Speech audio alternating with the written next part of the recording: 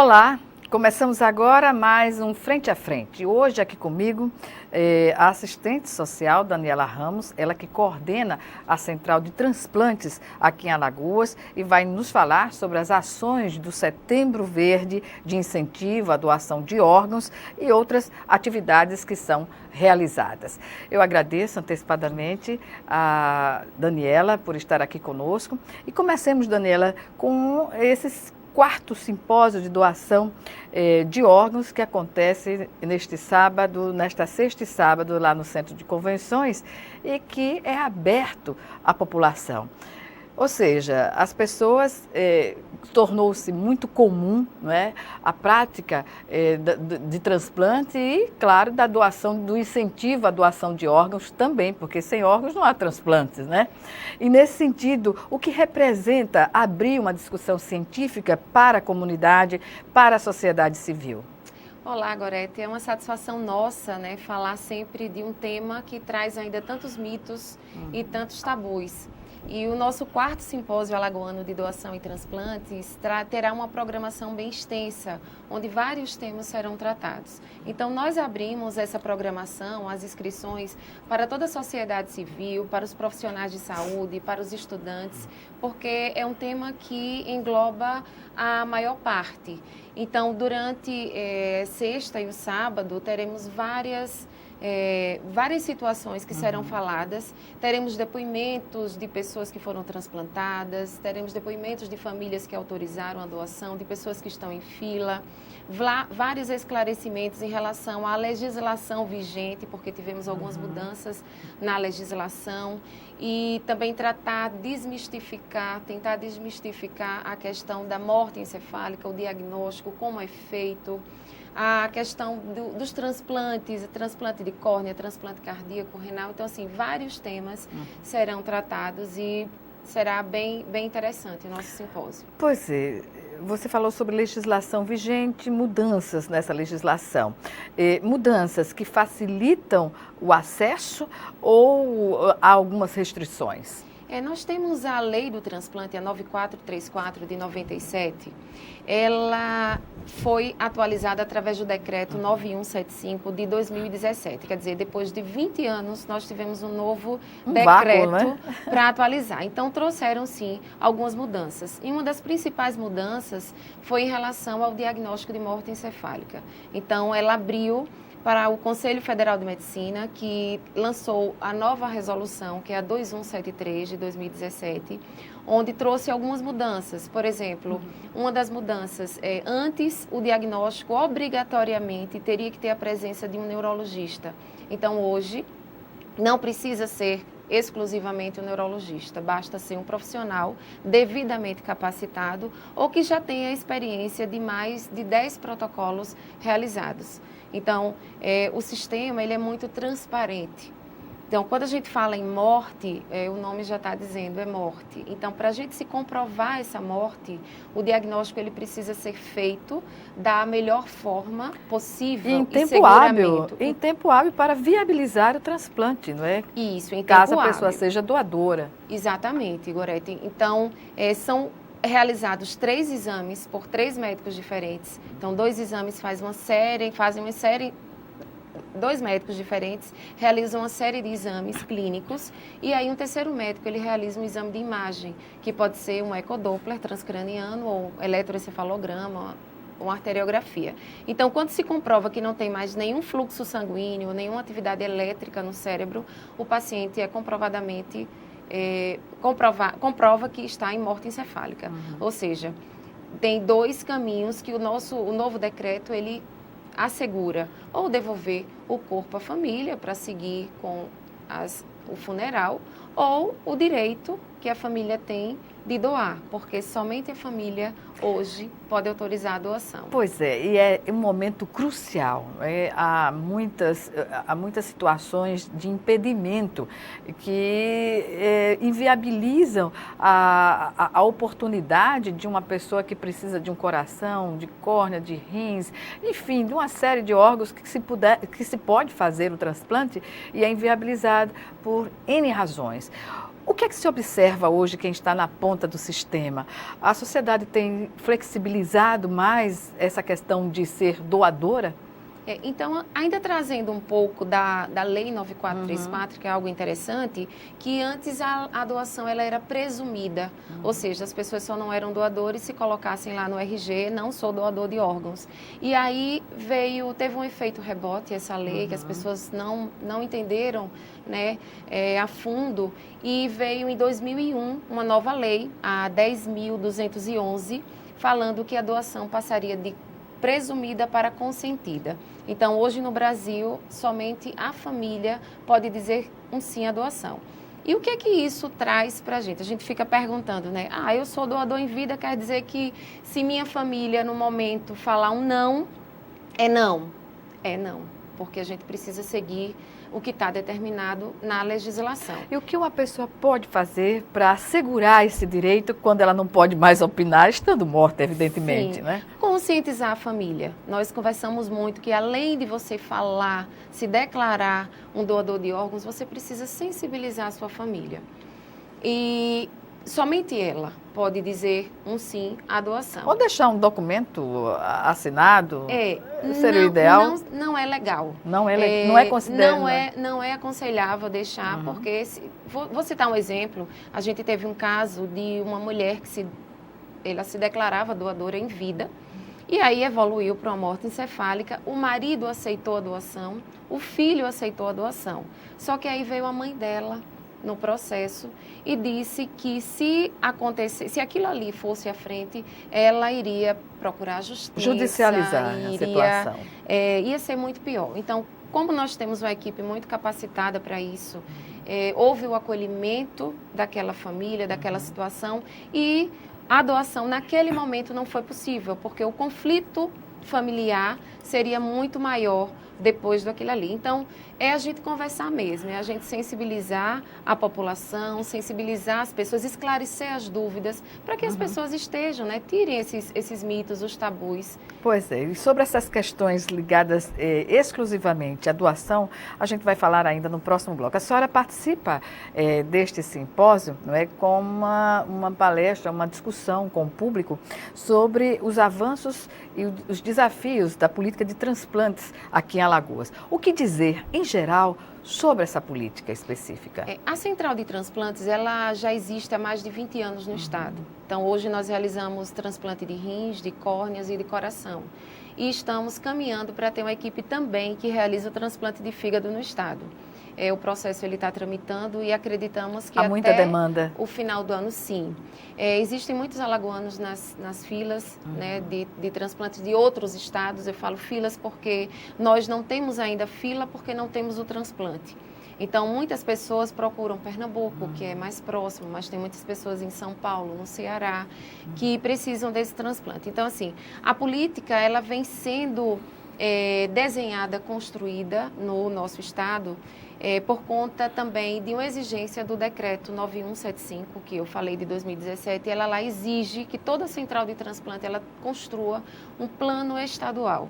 E esse plano a gente tem a intenção de transformar ele na nossa política de transplantes. E a construção desse plano envolve, por exemplo, as esferas tripartite, por exemplo, o governo federal, o governo do estado e municípios? A central ela não funciona só. Então, nós não podemos pensar num plano e colocá-lo na gaveta para falar que tem um plano. Senão vira letra morta, né? Sim, sem dúvidas. Então, todas as pessoas envolvidas, eu costumo dizer que a central funciona como uma grande engrenagem. Então, nós não podemos ir à frente se, por exemplo, o médico da assistência não fecha um diagnóstico. Não podemos prontuário ir à frente, bem elaborado. Exatamente. Não podemos ir à frente se não tivermos um laboratório para realizar a sorologia, o laboratório para realizar os exames de histocompatibilidade. A infraestrutura necessária, Isso é a política, né? Então, nós estamos trabalhando nesse plano, chamando os atores que fazem parte, para que a gente possa construir uma política sólida, que a gente consiga mudar os resultados do nosso estado. Pois é, há quantos anos se faz transplantes em Alagoas e a política de transplantes está sendo construída agora? A que se deve esse vácuo? A gente precisa muito da equipe, da vontade profissional, precisamos do financiamento e precisamos da vontade da gestão. Então, há muitos anos, tem 3 anos, Gorete, que eu assumi a Central de Transplantes e eu venho observando que há 2 anos atrás nós começamos a ter esse espaço maior dentro da Secretaria de Estado. Então, a visão de política de transplante, o espaço, né? Pessoas estão lá na fila, pessoas estão morrendo unificar ações para viabilizar Sim, o atendimento. Claro, e né? precisa de todo esse conjunto. A central, ela não pode ir a lugar nenhum se não tiver esse apoio. E quando se fala, por exemplo, em investimento, porque para que a política seja efetivada com sucesso, tem de haver investimento. E nesse sentido, a gente sabe dos contingenciamentos que incluem também a área da saúde. Como transpor esse desafio? PPPs, por exemplo? Políticas públicas privadas? Parcerias, melhor dizendo. O transplante, o processo doação-transplante é um dos únicos procedimentos que são pagos ainda pelo SUS após a morte. Então, ele é todo financiado. Digamos que 98% de todos os processos que envolvem doação e transplantes, eles são pagos pelo SUS. Existe uma tabela FAEC que também paga todas as questões de exames pré e pós-transplantes. Essa questão dos procedimentos serem pagos pelo SUS, nós sabemos que na área da saúde os procedimentos têm valores ultra defasados. Né? Nesse caso, é regra também e como enfrentar essa desigualdade no procedimento e no valor que o SUS paga? Um dos gargalos que a gente enfrenta é a questão do financiamento. Como você bem falou, a tabela está defasada há mais de 20 anos. Então, isso existem dificuldades, porque um paciente, para entrar na fila, ele demanda uma série de exames. O paciente no transplante, ele demanda os cuidados. E o paciente pós-transplante é um paciente para o resto da vida. Ele precisa de imunossupressores, que são os remédios que vão manter aquele enxerto ali para o resto da sua vida. E esse financiamento ele está sendo discutido a nível nacional e a nível local. Então, nosso gestor, doutor Alexandre Aires, ele vem com uma proposta de desenvolver um incentivo estadual.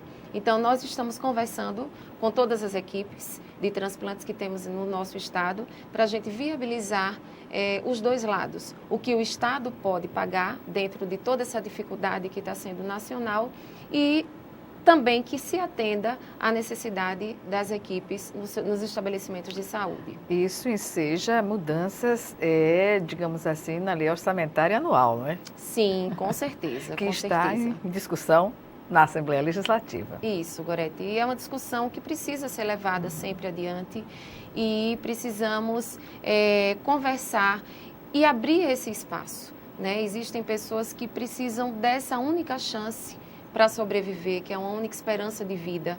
Então, a gente precisa ver formas juntos para conseguir resolver essa situação. Certamente. Bem, vamos chamar agora o nosso primeiro intervalo e o Frente a Frente volta em 1 minuto. Até já.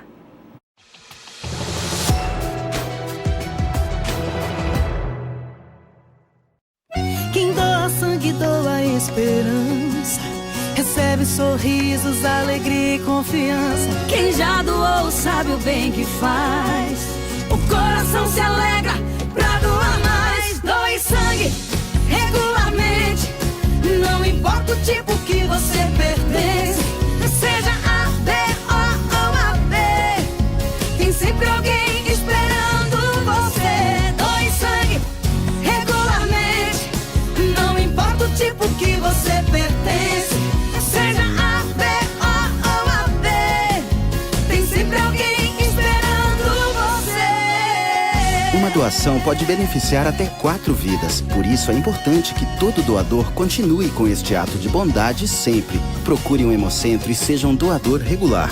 Doe sangue regularmente e ajude a quem precisa. Ministério da Saúde, Governo Federal.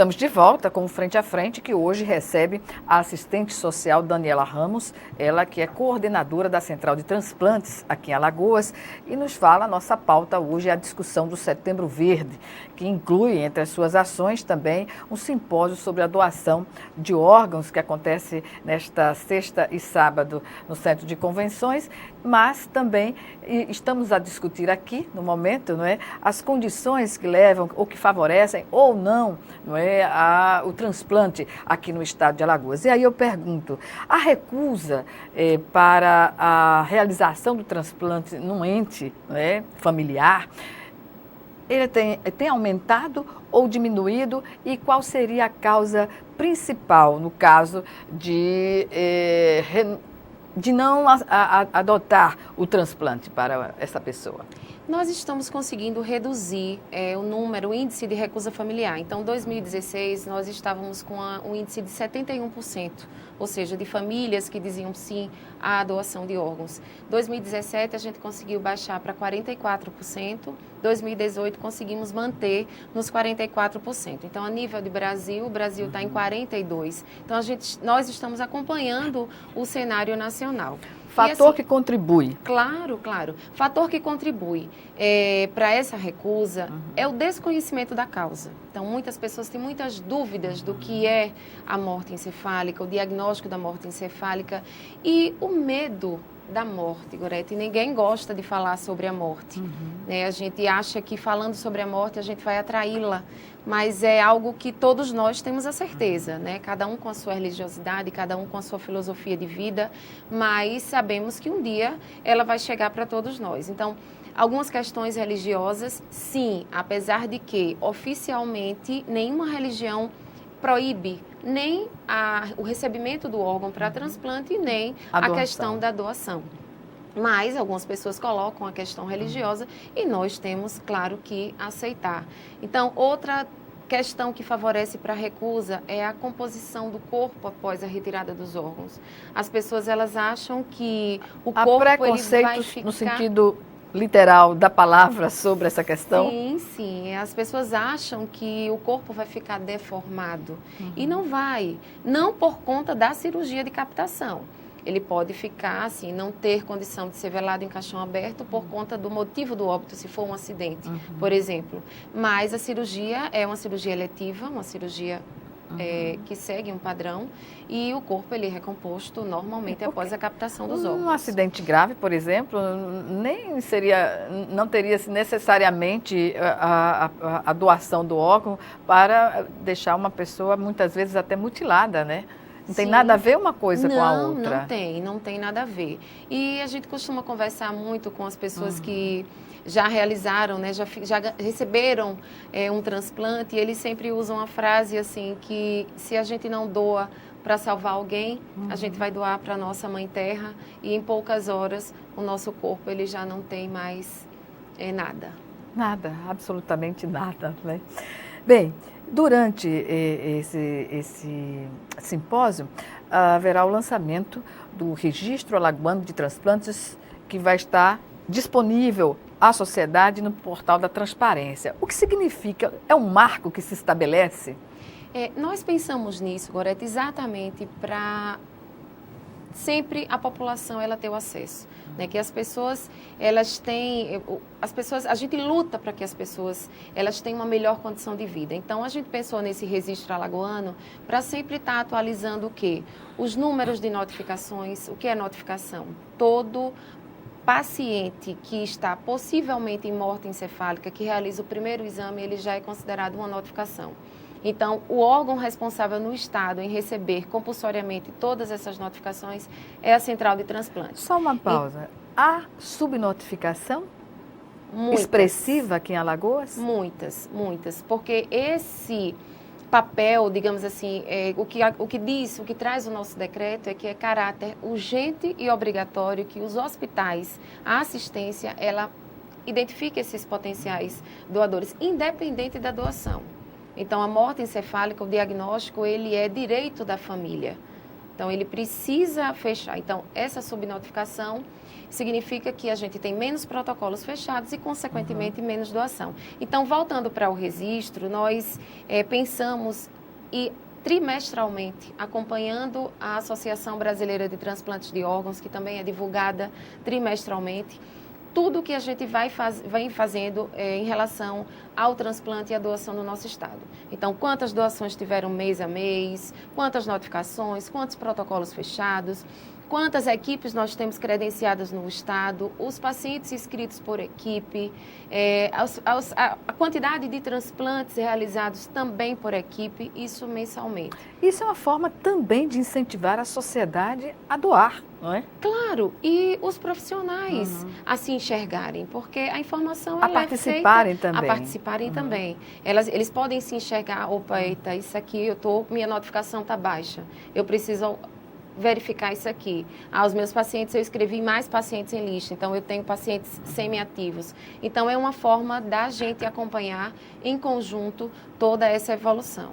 E, no caso, que é um problema nacional, é estar na fila do transplante.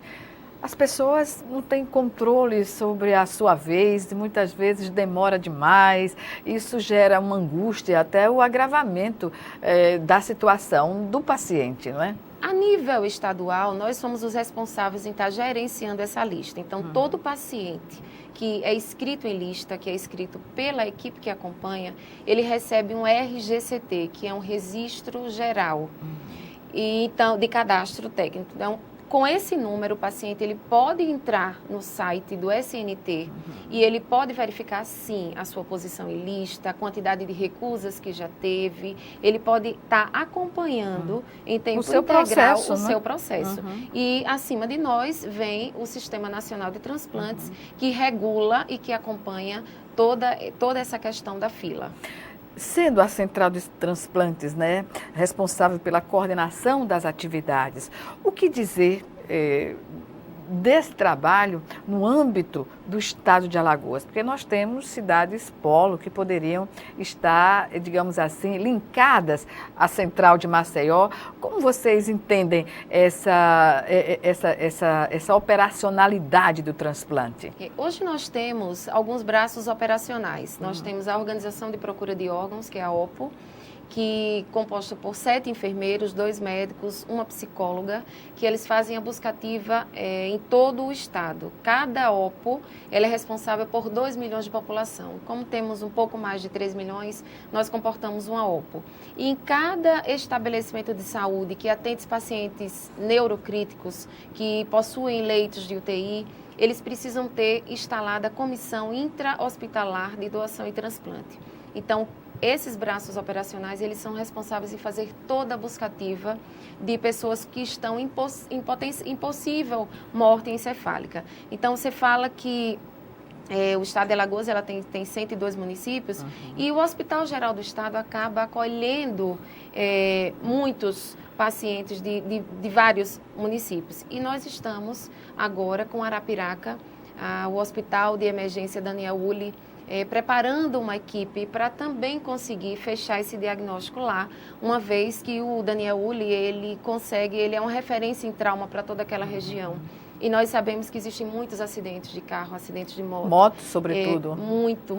E a gente sabe que uma das causas que pode evoluir para a morte cefálica são os traumatismos cranianos. Então, nós estamos, desde o início do ano, formando essa comissão intra-hospitalar, lá no hospital, com profissionais também capacitados para realizar o diagnóstico de morte encefálica e estamos nos organizando no fluxo para que em breve também aconteça lá. A equipe que trata diretamente com essas questões, já na operacionalidade do transplante, desde a captação do órgão, é uma equipe multidisciplinar? Isso, é uma equipe e é muito interessante isso porque nós lidamos, além do paciente morto, que você tem que estar mantendo aquele paciente em pouco tempo para que os órgãos eles sirvam para salvar a vida de outras pessoas. Qual o tempo máximo de espera para uma definição da família, por exemplo, para não comprometer a vitalidade daquele órgão para o transplante? Isso varia muito, Gorete. Em média? Antes a diferença de um exame e outro era de no mínimo 6 horas para se realizar, para se fechar o protocolo. Hoje o novo decreto traz esse outro ganho, que a diferença de um exame e outro é de 1 hora.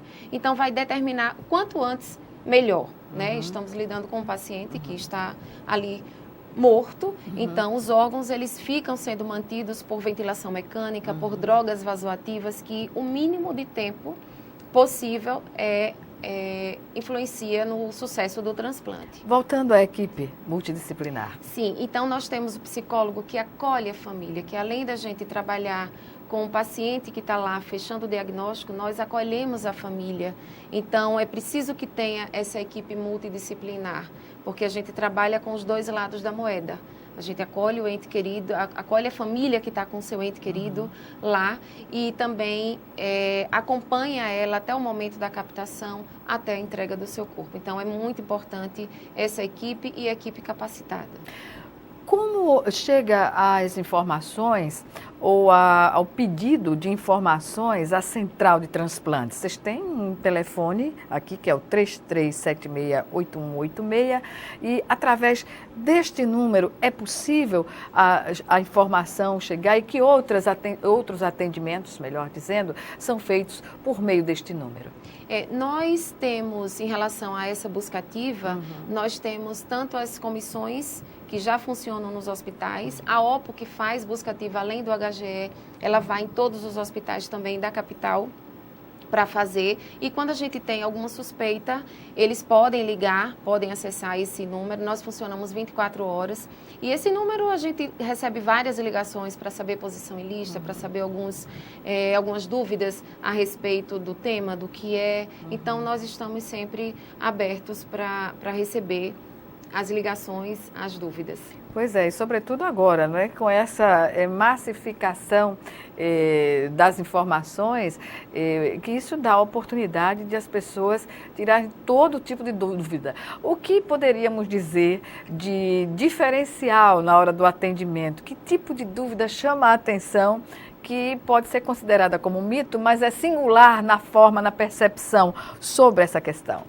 Hoje mesmo me ligou uma mãe de Arapiraca. A semana passada nós estávamos, eu estava junto com o secretário fazendo em algumas rádios lá e nós deixamos o nosso número e hoje mesmo me ligou uma mãe com um filho que tinha perdido a visão de um olho e ela querendo saber o que é que fazia para que o filho fosse atendido e voltasse a enxergar. E aí a gente dá as orientações, nós damos os encaminhamentos, porque somente o médico pode dar o diagnóstico e o médico, a equipe médica pode escrever paciente em lista. Pois bem, o atendimento que é feito sobre as pessoas que necessitam de transplantes leva em média quanto tempo? Digamos assim, do contato para o atendimento em consulta médica?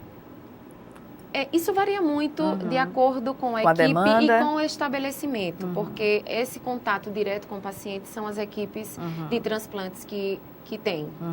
Nos hospitais? Nos hospitais. Em cada unidade hospitalar? Isso. Nós temos 4 equipes que realizam transplante renal, que são credenciadas pelo Ministério da Saúde para realizar o transplante renal.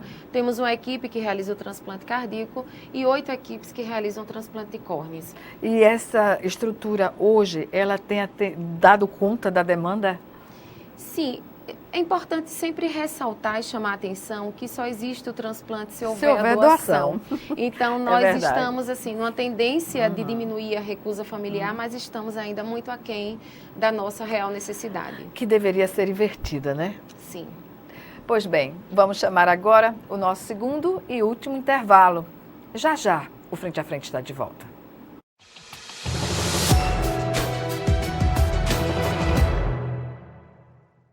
Ele é tudo pra mim. Eu não me imagino viver sem ele. Parece que era mentira, né? Uma criança daquele tamanho ia ter um câncer. O grande problema do câncer infantil é porque a grande maioria dos sintomas são muito parecidos com sintomas de doenças normais da infância. Hoje não é mais uma doença fatal, é uma doença tratável. Agora ele tá caminhando a cura dele. Falta pouco. Uma vitória pra mim e pra ele. O verde das florestas está em nossa bandeira e ainda que tentem destruir nosso maior patrimônio, nunca vamos deixar de lutar por ele. Por nossas vidas, por nosso planeta, por nossos filhos e netos. Somos independentes, somos Greenpeace. Batemos de frente contra governos e empresas que roubam as riquezas do planeta. Precisamos de todos juntos por essa causa. Acesse somosportodos.org e assine as petições. Faça parte dessa mudança já. Greenpeace, somos por todos.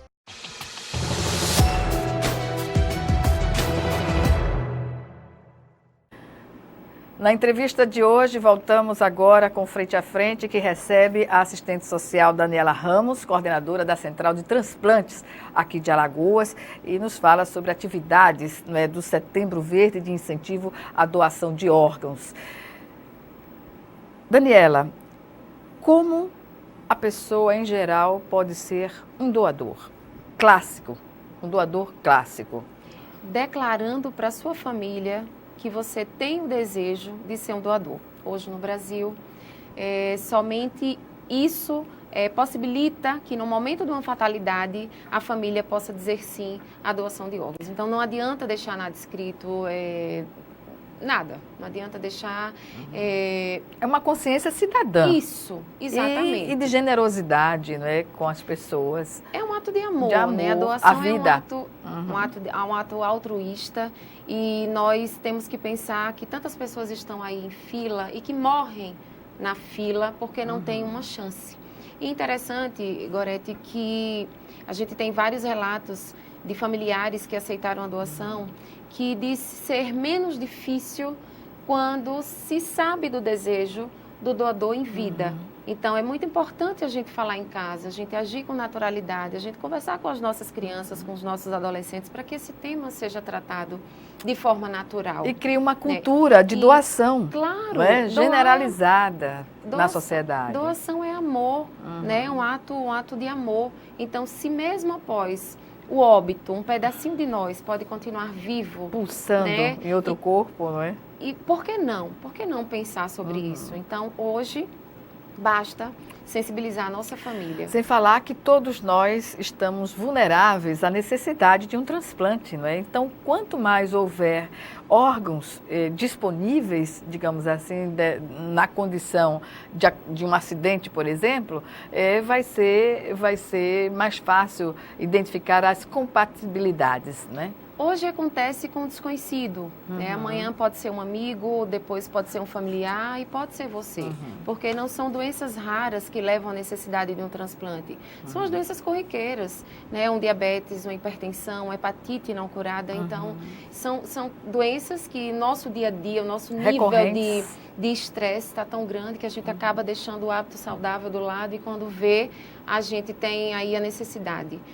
Citando um outro exemplo, nós estávamos conversando com o Marcilon, da Defesa Civil, e ele trabalhando, um besouro caiu no olho dele, e ele foi passar a mão e perdeu o olho, perdeu a visão. Ele está na fila de um transplante de córnea.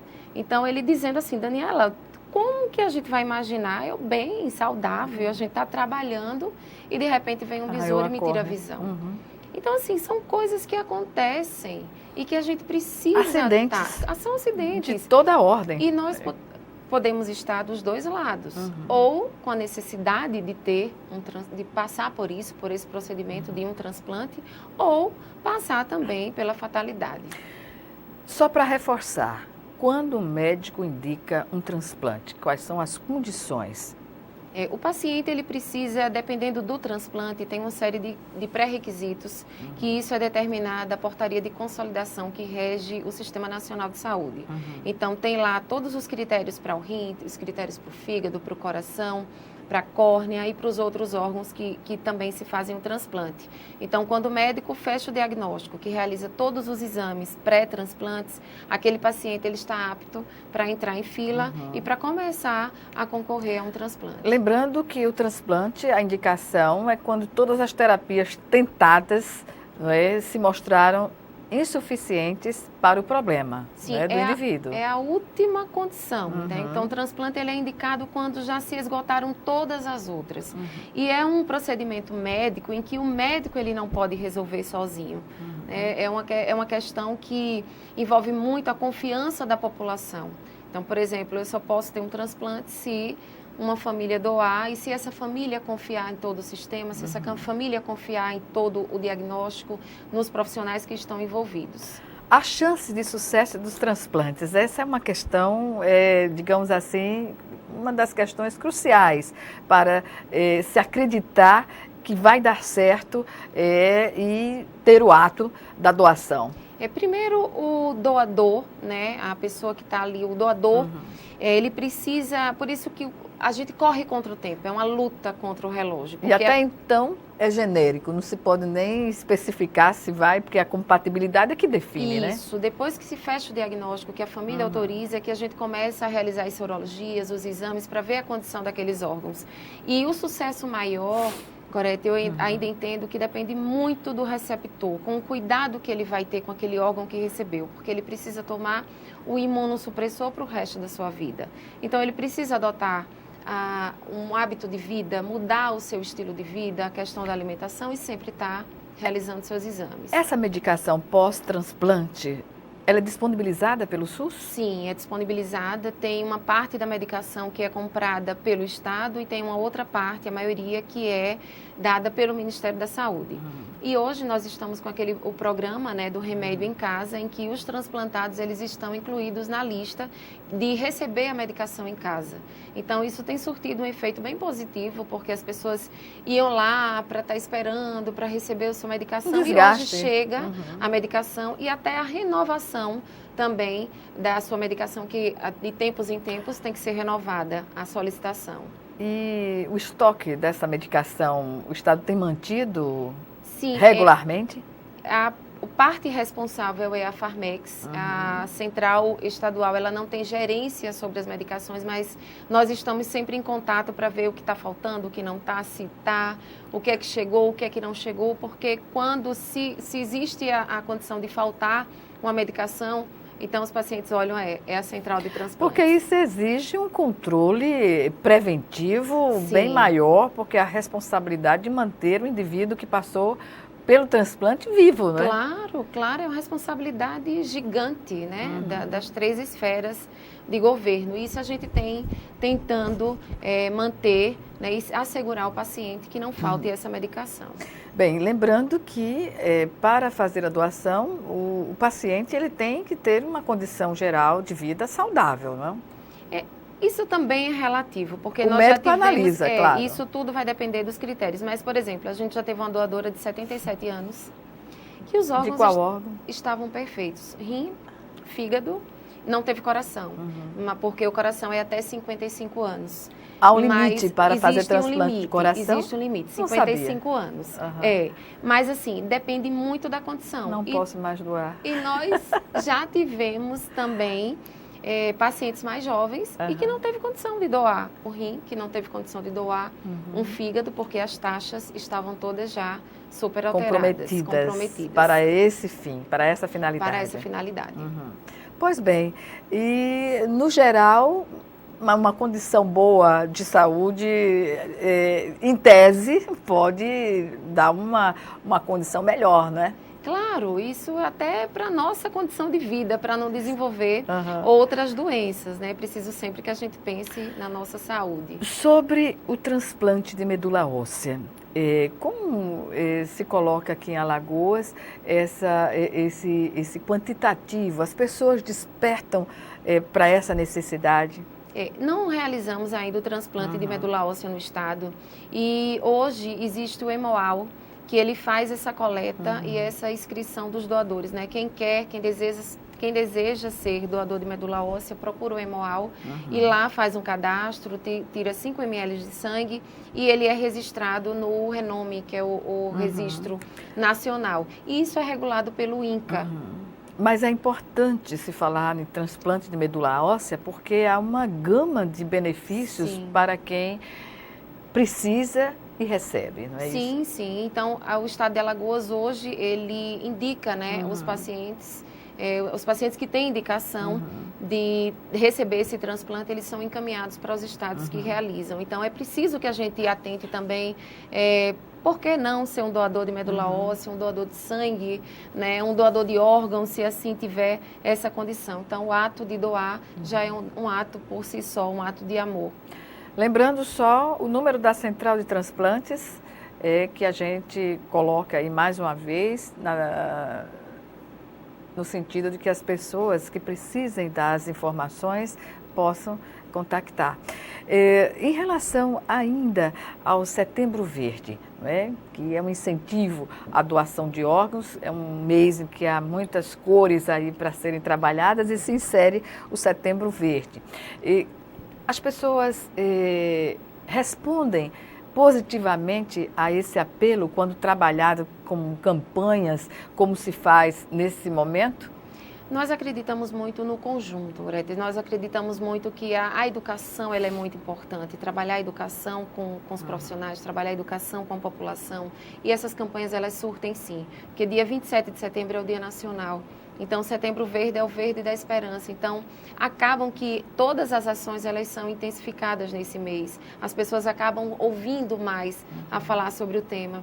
E eu achei interessante na reportagem de Dr. Alexandre, nosso secretário, que ele fala que a partir do próximo ano ele tem a intenção de deixar o ano todo verde, o ano todo rosa, o ano todo amarelo, porque são temas que a gente precisa conversar, a gente precisa estar esclarecendo durante sempre, né? E não só durante os meses pontuais. Mas não deixa de ser um mês bem positivo em que as pessoas elas procuram a gente. É engraçado, as pessoas já ligaram lá, ó, eu quero ser um doador, escreva aí, anote o meu nome. Então, infelizmente, a gente agradece essa intenção, mas a gente diz, vai lá, fala com sua família, fala com seus filhos, seu marido, sua esposa, que você tem essa intenção, caso tenha necessidade. Mas essas campanhas, como Setembro Verde, seriam interessantes e, digamos, você falou em educação, né, que é o viés mais importante e poderia estar aí sendo debatida também na educação formal, sobretudo na educação infantil, até onde se pode visualizar para as crianças, né, no ensino fundamental, até o ensino médio, o ensino superior, porque é a partir daí, dessa discussão, do envolvimento da sociedade em qualquer nível, que vai se alcançar essa consciência cidadã e de se saber da importância desse ato, não é? Importantíssimo, essa consciência cidadã. Então, nós já estamos assim sendo procurados pelas escolas, além das faculdades, mas as escolas para falar mesmo com as crianças, com os adolescentes.